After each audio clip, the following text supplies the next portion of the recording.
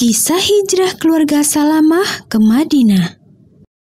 Abu Salamah adalah seorang sahabat Rasulullah SAW yang berasal dari Bani Makhzum.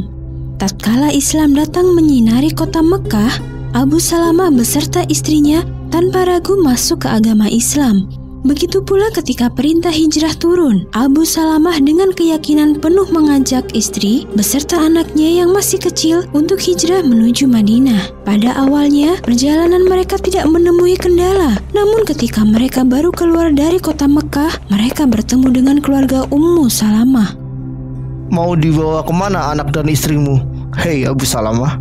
Aku berencana membawa seluruh keluargaku hijrah ke Madinah. Apa kau bilang tidak bisa? Aku selaku keluarga istrimu tidak akan mengizinkan kau membawa saudariku pergi jauh dari Mekah. Selama beberapa saat, Abu Salamah berdebat alot dengan keluarga istrinya. Dia berusaha mempertahankan istri beserta anaknya untuk tetap ikut ke Madinah.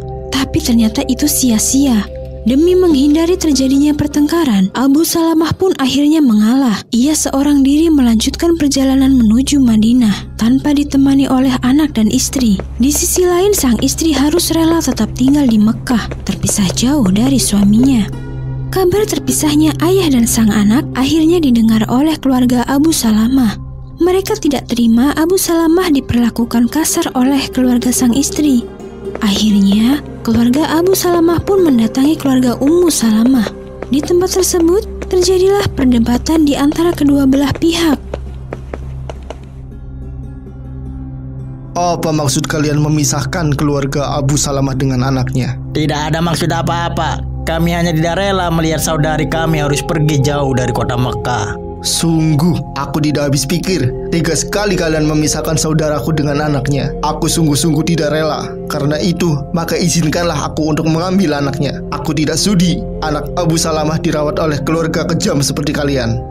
Dalam perdebatan tersebut, Ummu Salamah berusaha mempertahankan anaknya. Tapi apa daya, kekuatannya jauh lebih kecil. Hingga ia harus merelakan anaknya dibawa pergi oleh keluarga suami. Selama 1 tahun lamanya, Ummu Salamah dipisahkan secara paksa dengan anak dan suaminya. Setiap pagi, ia selalu pergi ke tempat di mana ia dan suaminya berpisah. Ia menangis di sana dari pagi hingga sore. Dia lakukan hal tersebut secara terus-menerus hingga membuat sang paman tidak tega. Sang paman pun akhirnya berinisiatif untuk membantu Ummu Salamah. Dia pergi menemui keluarga Ummu Salamah, meminta mereka untuk membiarkan Ummu Salamah pergi menemui suaminya di Madinah.